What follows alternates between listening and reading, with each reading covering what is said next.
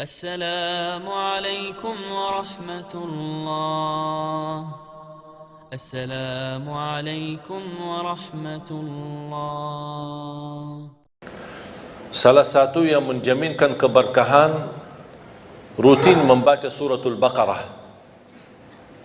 Dan ini menurut saya termasuk salah satu sunnah yang cukup kehilangan di tengah umat. Jarang sekali ada orang yang bisa istiqamah membaca suratul Baqarah. Padahal kalau kita baca suratul Baqarah secara rutin dan bacaan kita standar, cukup lancar, saya tidak terlalu lancar tapi cukup lancar, standar, insyaAllah 1 jam kita tuntas selesai suratul Baqarah. Tapi sering kita membaca, tapi kita merasa kepanjangan. Memang suratul Baqarah surah yang paling panjang dalam Al-Quran. Tapi kenapa kita bisa merasa kepanjangan? Karena ketika kita membaca suka melihat halaman belakang, makanya tidak baca-baca. Itu yang membuat agak keberatan. Kita sudah semangat memulai, kita ingin meraih pahala yang begitu besar. A'udzubillahi minasyaitonirrajim. Bismillahirrahmanirrahim. Alif lam mim. Dzalikal kitabu la raiba fihi hudan lil muttaqin. الذين يؤمنون بالغيب ويقيمون الصلاة ومما رزقناهم ينفقون. Kita semangat membaca sambil kita melihat, oh ya kapan habisnya. Makanya itu yang membuat kita banyak malas membaca Al-Quran, karena kita ingin mengejar habisnya. Seharusnya jangan difikirkan kapan habisnya, tapi kapan mulainya. Sejauh apapun jaraknya, kalau kita tidak berlangkah tidak bakal sampai. Dan sedekat apapun kalau kita tidak berlangkah sama sekali tidak bakal sampai. Tapi sejauh apapun langkah kita, jarak kita, tapi kalau kita berlangkah walaupun satu, insya Allah bakal sampai. Begitu juga Al-Quran. Makanya kalau kita baca, saya nasihatkan, jangan coba-coba buka halaman belakang. Jangan coba-coba pindahkan halamannya, kecuali kalau sudah selesai halaman tersebut baru pindah. Tapi jangan hanya sebatas mau melihat, jangan. Karena itu usaha dari syaitan. Syaitan mengajak kita lihat. Buat apa lihat? Ya lihat kan mau tahu targetmu baca berapa. Oh gitu ya. Begitu kita baca, oh lumayan banyak. Datang syaitan di situ membuat kita berat. Padahal kita semangat. Tapi sifat manusia ingin menuntaskan sesuatu dengan cepat. Tidak mau lambat-lambat. Apalagi kita orang Indonesia paling suka mudah, enak, mudah diamalkan, mudah dihafal dan cepat diamalkan dan insya Allah masuk surga. Itu prinsip orang Indonesia. Dan saya sudah hafal prinsip orang Indonesia. Makanya saya bikin buku 20 amalan ringan tapi pahalanya sangat menakjubkan. Dan ini tidak laku di Arab, laku di Indonesia.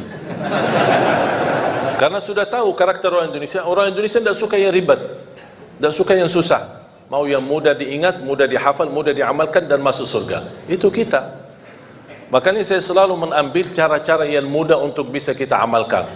Di antaranya rutin kita membaca suratul Baqarah. Kalau tidak bisa diselesaikan dalam 1 hari, tidak apa-apa. Boleh diteruskan, berkelanjutan. 1 hari ini berapa kita mampu, nanti besok kita lanjutkan, sampai selesai habis suratul Baqarah. Begitu habis, ulang lagi. Kenapa? Karena Rasulullah sallallahu alaihi wasallam bersabda di hadis yang sahih, "Alaikum bi suratil Baqarah, fa inna akhdaha barakah wa tarkuha hasrah wa la tastati'uha al-batalah." Ambillah suratul Baqarah, karena sesungguhnya barang siapa yang membawa suratul Baqarah dia telah membawa keberkahan. Wallahi terjamin berkah dalam segala hal. Ibadah berkah, rizki berkah, rumah tangga kita berkah, kemanapun kita pergi membawa keberkahan karena dahsyatnya suratul Baqarah. Barang siapa yang meninggalkan suratul Baqarah, kata Rasulullah, bakal nyesal. Mau enggak kira-kira jadi orang yang nyesal? Wala tastati'uha al-batala. Dahsyatnya kekuatan suratul Baqarah tidak bisa dilawan oleh syaitan. Godaan, jin, alam gaib, makhluk, godaan, gangguan, ini semua mereka, tukang dukun, tukang sihir, tukang ramal, mereka semua tidak bisa melawan suratul Baqarah. Saking dahsyatnya dan kuatnya suratul Baqarah. Bahkan Al-Baqarah itu merupakan ruqyah untuk diri sendiri. Jangankan suratul Baqarah sendiri mulia, 1 ayat di dalam suratul Baqarah, ayat kursi, Satu ayat. Sebagaimana bersabda Rasulullah sallallahu alaihi wasallam, "Man qara'a ayatal kursi dubura kulli salatin laysa bainahu wa bainal jannati illa an yamut." Barang siapa yang membaca ayat kursi setiap habis salat fardu, dijamin masuk surga. Tidak ada sesuatu yang menghalanginya kecuali menunggu mati. Cuba bayangkan, cuma satu ayat jaminan masuk surga. Kalau satu ayat kursi jaminan masuk surga, kira-kira gimana suratul Baqarah? Gimana lagi 30 juz Al-Quran?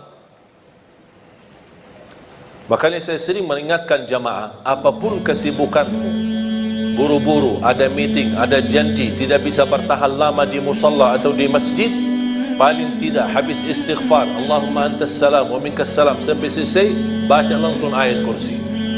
Baca langsung ayat kursi. Habis itu silahkan bobat, bebas. Terus zikir-zikir habis salat gimana? Tak apa-apa, sambil jalan. Subhanallah, subhanallah, subhanallah. Naik motor, jalan kaki, naik mobil, sambil jalan. Alhamdulillah, alhamdulillah, alhamdulillah, Allahu Akbar, Allahu. Tapi jangan sampai tertinggal ayat kursi habis salat. Jaminan masuk surga. Masa tak mau masuk surga cuma karena baca ayat kursi? Man qara ayat al-kursi dubura kulli salatin. Barang siapa yang membaca ayat kursi setiap habis salat, dijamin masuk surga. Tidak ada sesuatu yang mampu menghalanginya kecuali menunggu mati. Man qara ayat al-kursi 'inda an-naum kana lahu min Allahi hafidh wa la yaqrabahu syaitan. Barang siapa yang membaca ayat al-kursi ketika mau tidur, akan dia termasuk dalam dijaga oleh Allah, dalam lindungan Allah, dan tidak akan didekati oleh syaitan. Jangan digoda, tidak didekati oleh syaitan. Ini berkatnya surat ayat-ayat kursi.